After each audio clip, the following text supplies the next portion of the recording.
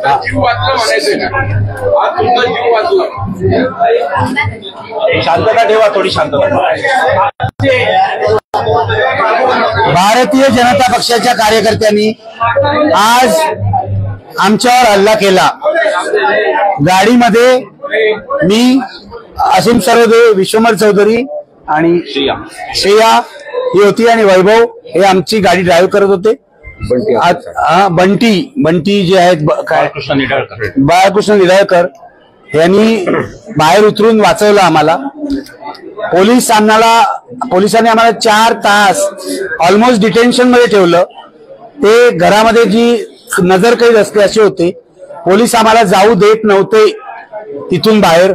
आम्ही जेव्हा म्हटलं सभेच्या ठिकाणी जाऊ तेव्हा त्यांनी जवळजवळ 30 ते 40 पोलीस अधिकारी स्पेशल मधले रस्त्यावर उभे केले आम्ही जाऊ नये म्हणून. शेवटी आम्ही चालत निघालो.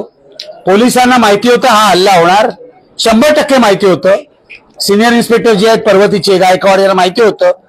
हे सतत आम्ही इथे येऊ नये असा प्रयत्न करत होते. 4 तास त्यांनी आम्हाला नजरकैदेत ठेवलं. आम्हाला असीम सरोदे यांच्या घरातून बाहेर पडू दिलं नाही. आणि जेव्हा हल्ला झाला तेव्हा पोलीस नंतर आले, उशिरा आले. हल्ला 4-5 ठिकाणी झाला. कुठे कुठे झाला असीम सरोदे तुम्हाला सांगतील, कारण पुण्याची जी ठिकाणं आहेत तेवढी मला माहित नाही. पण 4-5 ठिकाणी झाला. काठ्यानी गाडीवर मारलं गेलं, अंडी मारली, निळी शाई फेकली, दगड मारले, दगड अनेक ठिकाणी मारले, 4-5 ठिकाणी. म्हणजे हा अत्यंत भ्याड हल्ला आहे. मी हल्लेखोरांना सांगू इच्छितो की आम्ही यांनी अजिबात घाबरलेलो नाही. लोकशाही वाचवण्यासाठी जीव गेला तरी हरकत नाही, पण अत्यंत भ्याड हल्ला आहे. आणि भारतीय जनता पक्षाच्या गुंडाकडे काहीही उत्तर द्यायला नाही आमच्या टीकेला. आम्ही सभ्य भाषेत टीका करतो, रोज बोलतो. देवेंद्र फडणवीस गृहमंत्री आहेत. मला असं वाटतं की एका महाराष्ट्रातल्या जवळजवळ 45 वर्ष पत्रकारितेत घालवलेल्या पत्रकारावर आणि ज्येष्ठ कार्यकर्त्यांवर निर्णय बनवचा असा हल्ला होणं हे शर्मेची गोष्ट आहे. देवेंद्र फडणवीस यांना थोडी जरी शरम असेल तर त्यांनी राजीनामा द्यायला हवा. जीवघेणा हल्ला होता. आम्ही मरणातून वाचलेलो आहोत. कारण तिथे इतर कार्यकर्ते म्हणजे प्रशांत जगताप यांचे कार्यकर्ते आले, हे रस्त्यावर उतरले. राहुल डंबालेचे कार्यकर्ते आले, आंबेडकरी कार्यकर्ते आले, रस्त्यावर उतरले, म्हणून आम्ही वाचलो. नाहीतर आज त्यांनी आम्हाला ठारच मारलं असतं. हे सिद्ध करतं की भाजप हा फॅसिस्ट पक्ष आहे. भाजपला लोकशाहीशी आणि पत्रकारांच्या स्वातंत्र्याशी काही देणं घेणं नाही. पण इतकंच या लोकांना सांगतो की तुम्ही फार मोठी चूक केली आहे. मी त्यांना माफ करतो, कारण ते अतिशय अज्ञानी आणि लोकशाहीचं ज्ञान नसणारे सगळे गुंडगिरी करणारे लोक आहेत. त्यांना आम्हाला ठार मारायचं होतं आज, जे त्यांना शक्य झालं नाही. कारण आम्ही सत्याच्या मार्गावर चालणारे लोक आहोत, म्हणून वाचलो असा माझा विश्वास आहे. आम्ही फुले आंबेडकरी मार्गावर चालणारे लोक आहोत म्हणून वाचलो. पण हा जीवघेणा हल्ला होता. आम्ही वाचलो आणि वाचलो तर एक इथे सांगतो की यापुढे सुद्धा फॅसिझमचा मुकाबला आम्ही तेवढ्याच निर्धाराने करू. तेव्हा भाजपला हा महाराष्ट्रातल्या फुले आंबेडकरी चळवळीचा इशारा आहे असं समजा की आम्ही तुम्हाला भीत नाही, आम्ही तुमच्या फॅसिझमचा मुकाबला करू. महिलांवर हल्ला झाला ती आहे समोर बघा, ही आहे श्रेया, ऍडव्होकेट आहे ती. असीम सरोदे यांची बाहेर रस्त्यावर सुद्धा हल्ला झाला. पण ही गाडीमध्ये बसली होती, तिला विचारा नेमकं काय झालं, कसा हल्ला झाला. ती पण वाचली, कारण पुढूनच येत होते, काचे उड्या मारत होते. आपला वैभव पण सांगू शकतो. हे बघा, हिला विचारा, सांग तू.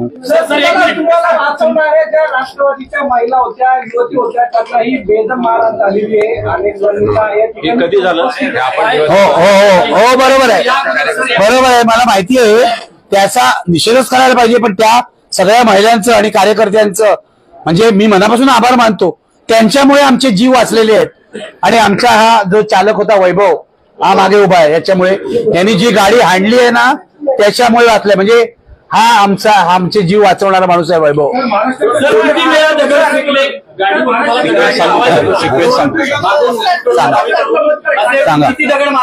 सांगतायत. आम्ही असीम सरोदेंच्या घरून निघालो. पहिला हल्ला आमच्यावर 4थ्या गल्लीत झाला, प्रभात रोड. तिथे पहिल्यांदा दगड आले, अंडी आली. त्याच्यानंतर त्यांनी त्या चौकात प्रभात रोड जिथे कर्वे रोडला मिळतो तिथे त्यांनी पुन्हा खूप काठ्या आणि तिथून आम्हाला गाडी रिव्हर्स घ्यायला लागली आणि ती रिव्हर्स घेऊन पोलीस याच्यात गंभीर बाब आहे. ह्या कित्येक कार्यकर्ते पोलिसांवर हल्ला करतात हे फडणवीसांना सांगायचं मला की तुमचं गृहमंत्री पद काय कामाचं आहे की तुमच्या पोलिसांवर पण हल्ला केलेला आहे. रेकॉर्डिंग पाहावं गृहमंत्र्यांनी. पोलीसच्या काबूच्या बाहेर स्थिती होती. काठ्या लाठ्या घेतलेले गुंड काठ्या मारत होते. शेवटी त्यांनी काच फोडली. वागळे सरांना असेंनी असं खाली धरलं म्हणून वागळे सरांचं डोकं वाचलं. काय काय ते टाकत होते. अत्यंत क्रूर हल्ला होता. तिथे झाल्यानंतर आम्ही गाडी रिव्हर्स घेतली आणि आम्ही SM जोशी सभागृहाच्या तिकडून आलो. त्याच्यानंतर पुन्हा पाठलाग झाला आणि शेवटचा हल्ला त्याच्यात मध्ये मध्ये थोडे सगळ्यात मेजर हल्ला नंतर आमच्या इथं झाला. आपला नाही खंडोजी बाबा पुढे झाला. जसं की आम्हाला वाटलं की आमचं आयुष्य संपलेलं आहे कारण पोलिसांच्या पेक्षा कितीतरी जास्त नंबरमध्ये त्यांचे गुंड होते. पण प्रशांत दादांचे जे लोक होते जगतापांचे त्यांनी त्यांना तिथं रोखलं. रणरागिनी राष्ट्रवादीच्या मला त्यांना सॅल्यूट करायचा आणि मला त्यांचे आभार मानायचे की त्या पण गाडीच्या बाजूने पळत होत्या. राष्ट्रवादीच्या काही कार्यकर्त्या गाडीची बाजूने पळत होत्या. या सगळ्यांनी म्हणून आम्हाला इथपर्यंत आणलं. पण आज आमच्या तिघांचाही जीव घेण्याचा हा कट होता. सगळ्यांचा जीव घेण्याचा हा कट होता. आणि देवेंद्र फडणवीसांच्या माहितीशिवाय हे घडलं याच्यावर माझा स्वतःचा विश्वास नाही. तुमचा अध्यक्ष शहराचा धमकी देतो पोलिसला आणि सांगतो की आम्ही उधळून लावू आणि पोलीस त्याला अटक करत नाहीत. ही कुठली न्याय व्यवस्था आहे. आम्ही देवेंद्र फडणवीसांचा राजीनामा मागतोय. निर्भय बनवच्या पुढच्या सगळ्या मोहिमांमध्ये आम्ही महाराष्ट्रभर फडणवीसांचा राजीनामा मागत आहोत.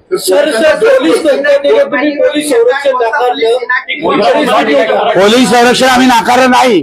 मुळामध्ये पोलिसांनी आम्हाला संरक्षण कधीच देऊ केलं नाही. पोलीसचे 8-10 अधिकारी आज असीमच्या घरी आले. त्यांनी आम्हाला 4 तास बसून ठेवलं.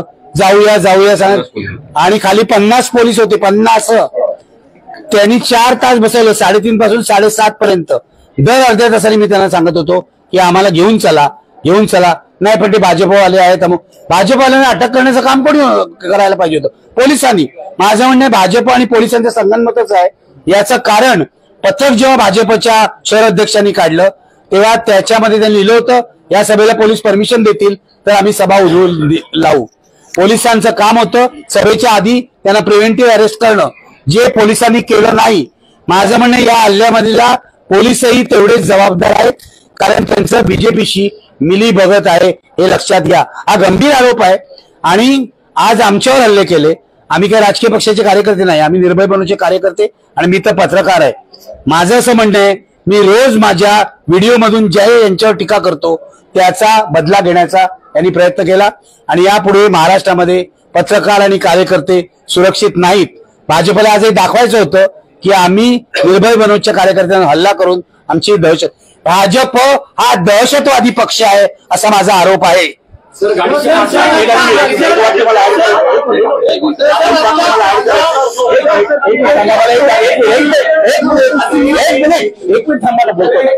वाक्य फक्त मला ऍड करायचं आहे. एखाद्या हॉरर शो मध्ये असा थरार असतो रस्त्यावरचा गुंडांचा की गुंड आपण ते चित्रपटात पाहिलं होतं. आम्ही फक्त असीमनी मी वागळे सरांनी या सगळ्यांनी आम्ही फक्त एक चित्रपटात पाहिलं होतं की बिहारवर आधारित एखाद्या चित्रपटात गुंड कसा पाठलाग करता. मोटरसायकल येऊन त्यांच्या हातात काठ्या कुठून आल्या लाठ्या कुठून आला ते प्रत्येक ठिकाणी आणि दगड कुठून आले. दगड एवढे मोठमोठे दगड टाकत होते गाडीवर. अंडे तर मिळतात विकत पण दगड कुठून आणले.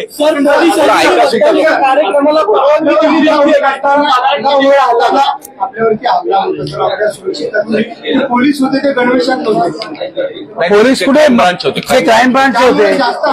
नाही पोलिसांनी आम्हाला निघायला नीट संरक्षण द्यायला पाहिजे होतं. पुढे गाडी असायला पाहिजे होती. त्यांनी मागून गाड्या लावल्या. ते आम्हाला येऊच द्यायला तयार नव्हते कारण त्यांचा हा प्लॅन होता पोलिसांचा की सभेच्या ठिकाणी आम्हाला पोहोचू द्यायचं नाही. ते सतत आम्हाला सांगत होते तुमच्या जीवाला धोका आहे. तुम्ही 10 मिनिटं करून त्यांनी 4 तास काढले. हा त्यांचा प्लॅनच होता आणि वरिष्ठ पोलीस अधिकारी होते सिनियर इन्स्पेक्टर एसीपी वगैरे. हा त्यांचा प्लॅन होता. शेवटी मला वैतागून मी त्यांना सांगितलं आता मी जाणार आणि निघालो. तेव्हा त्यांनी वाट अडवली 40 पोलिस म्हणजे स्पेशल ब्रँचच्या पोलिसांनी. तो स्पेशल ब्रँचचा कोण होता तो पण आला होता एसीपी.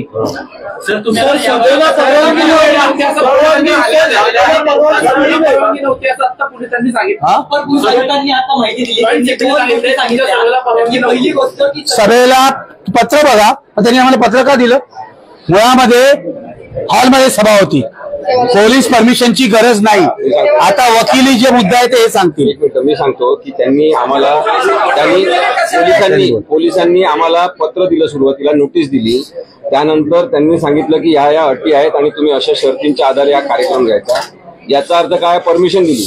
दुसरं, ते आमच्या घरी आले जेव्हा आम्ही 3 जण होतो, तिघांनाही त्यांनी नोटीस दिली. त्यांनी सांगितलं की तुम्हाला आम्ही ही नोटीस देतोय, याच्यानुसार तुम्हाला कोणत्याही प्रकारे प्रक्षोभक बोलता येणार नाही वगैरे अशी नोटीस दिली वागळे सरांना.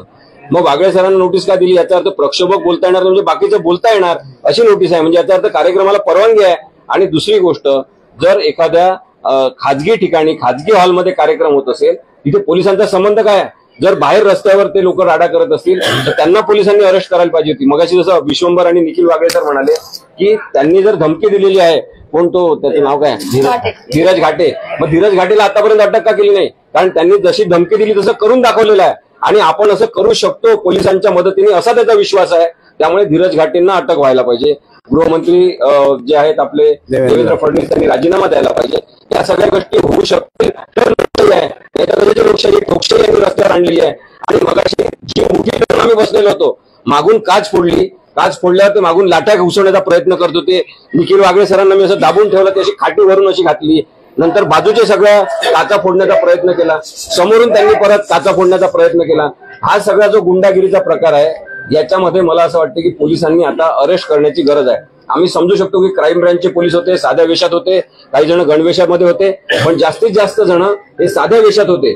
त्यामुळे आम्हाला ही पण माहिती उद्या पाहिजे की या सगळ्या प्रकरणामध्ये कोण कोण ड्युटीवर होते, साध्या वेशात किती होते, गणवेशात किती होते, या सगळ्यांची माहिती, त्यांचे नावं, बक्कल नंबर हे सगळे आम्ही मागणार. तुम्ही आता लगेच इथून पोलीस स्थानकात जाऊन गुन्हा दाखल करण्याची मागणी करणार आहात? हे बघा, पोलिसांसमोर जेव्हा दखलपात्र गुन्हा घडलेला आहे, आम्ही कशासाठी तक्रार दाखल करायची? पोलिसांनी स्वतः कंप्लेंट व्हावं, त्यांनी दाखल करायला आमचे स्टेटमेंट घ्यावे, आम्ही स्टेटमेंट देऊ त्यांना. पुणे पोलिसांचंच नाही तर सगळ्या महाराष्ट्रामध्ये सुरू आहे. आपण पाहिलं 4 दिवसामध्ये 5 दिवसामध्ये 5 खून झालेले आहे आणि घरात घुसून एफबी लाईव्ह करताना वेगवेगळ्या प्रकारे लोकांना मारलेलं आहे. त्यामुळे आणि पोलीस स्टेशनमध्ये मारलेलं आहे. म्हणजे हे काय सुरू आहे सगळं? त्यामुळे आमच्यासारख्या लोकांनी जगायचं नाही का? आम्ही कशाबद्दल बोललो? लोकशाहीबद्दल बोललो, संविधानाबद्दल बोललो, आंबेडकरांबद्दल बोललो, गांधींबद्दल बोललो. का नाही बोलायचं आम्ही या सगळ्या गोष्टींबद्दल? आणि अशा प्रकारे दहशतवाद जर निर्माण केला जात असेल तर मला वाटतं की बेकायदेशीरता आहे, संपूर्णपणे असंविधानिक अशा प्रकारचं राज्य इथे अस्तित्वात आलं.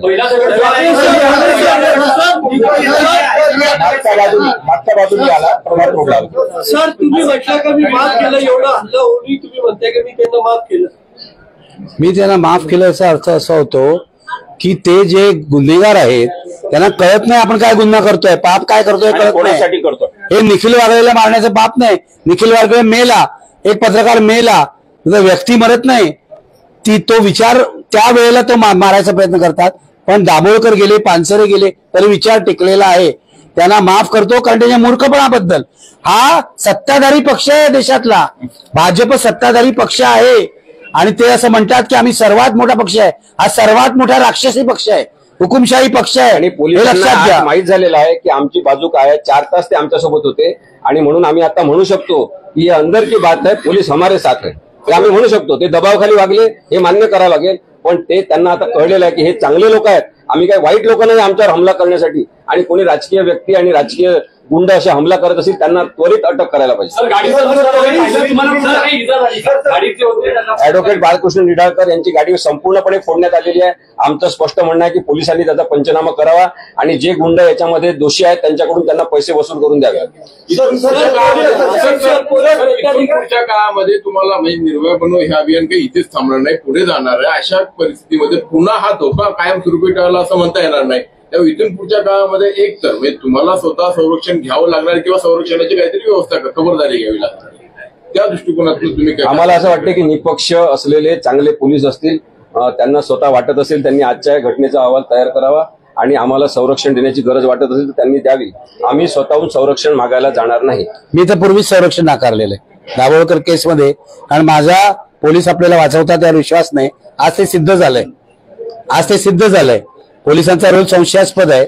त्यामुळे मी पूर्वीच दाभोळकरांच्या वेळेलाच संरक्षण नाकारलेलं आहे. मारू द्या, ठार मारू द्या, काय आहे ना, काय मारायचंच आहे ना. एवढे आम्हाला का भीतात? आम्ही काय बोलणारे लोक आहोत, लिहिणारे लोक आहोत, पत्रकार आहोत, कार्यकर्ते आहोत. का हे घाबरतायत मला सांगा ना. कारण हे यांनी लोकशाहीची हत्या करण्याचं पाप केलेलं आहे, लक्षात घ्या. ही आज झाली आहे ना, ती आम्ही वाचलो नशिबाने, पण ही लोकशाहीची हत्या आहे आणि हा फॅसिस्ट पक्ष आहे, लक्षात घ्या. मला असं वाटतं लोकांमध्ये जाऊन आम्ही प्रबोधन चालू ठेवणार आणि या फॅसिस्ट पक्षाला मतदानाच्या मार्गाने धडा शिकवण्याचं काम करणार.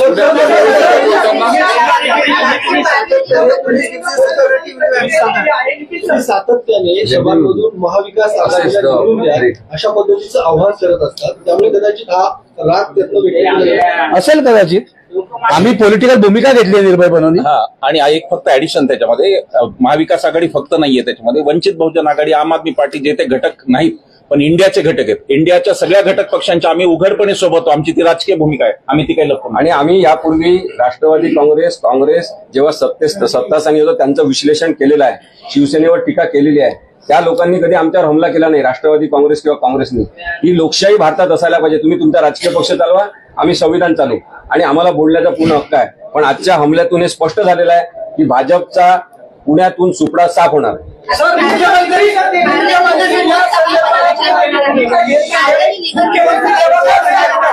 मुख्यमंत्री सुद्धा जबाबदार आहे, बिलकुल मुख्यमंत्री सुद्धा जबाबदार आहेत, अजितदादा सुद्धा जबाबदार आहेत. एक त्यातला गुंड अजितदादांच्या पक्षातला गुंड होता. जी घटना घडलेली आहे ती चुकीची आहे, या घटनेचा मी निषेध करतो असं देवेंद्र फडणवीस. सिन्नर घटनेनंतर ते असंच म्हणलं होते. सिन्नर घटनेनंतर मला फोनवरती म्हणलं होते की जे झालं तुमच्या बाबतीत ते वाईट झालं, पण शहराध्यक्ष त्यांनी तिथला काढला नाही, तालुकाध्यक्ष. इथे सुद्धा ते धीरज घाटेंना काढतात का नाही हे पाहिलं तर फडणवीस प्रामाणिक आहेत की नाही हे कळेल. फडणवीसांनी नुसतं बोलू नाही, कृती करून दाखवलं. एक मिनिट, देवेंद्र फडणवीस जे म्हणतायत आणि तारतम्य सोडून बोलतात, आणि आज भाजपच्या मी अनेक व्हिडिओ बघितले, महिलांनी कार्यकर्त्यांनी मला खूप शिव्या घातल्या आहेत. गेल्या 45 वर्षाच्या माझ्या पत्रकारितेमध्ये एकही केस माझ्यावर अशी झालेली नाही की माझ्या बोलण्यामुळे कुठे प्रक्षोभ झाला, दंगल उसळली. देवेंद्र फडणवीस गृहमंत्री आहेत, पूर्वी ते मुख्यमंत्री होते. निखिल वागळे जर तारतम्य सोडून बोलत असतील तर माझ्या स्टुडिओत येऊन का बोलत होते विरोधी पक्षनेते असताना? तारतम्याचा अर्थ काय? मोदी जे बोलतायत ते तारतम्य राखून बोलतात का नेहरूंबद्दल जे बोलतायत ते? तेव्हा मुळामध्ये, आणि एखादा पत्रकार जर समजा त्यांना न पटणारं स्टेटमेंट केलं तर त्याला तुम्ही ठार करणार आहात का? म्हणजे ठार करायला माणसं पाठवली, हे देवेंद्र फडणवीसांनीच पाठवली असा माझा आरोप आहे. आणि ते आता निषेध करतायत. कसला निषेध करतायत? तुमच्या कार्यकर्त्यांना अटक करा आणि दाखवा मला हे 15 कार्यकर्ते आहेत म्हणून. आणि त्याच्यामध्ये अनेक लोक होते ज्यांची नावं सुद्धा यांना माहिती आहेत. कोणतं मानकर वगैरे कोणी होते ना. मग सातत्याने मुख्यमंत्री म्हणतात ते सामान्यांचं सरकार, सामान्यांवर अशा पद्धतीने हल्ले मुख्यमंत्र्यांची जबाबदारी आहेच ना, असं काय करता? सामान्य विमान काही नाही, हे ईडीचं सरकार, ईडीच्या धाकाने आलेली. आता सामान्य माणसाचे काय सुटलाय 100%. काय सुटलाय? सगळ्या स्वतःवरचा पण आणि सरकारवरचा पण, लक्षात घ्या. चला, थँक्यू.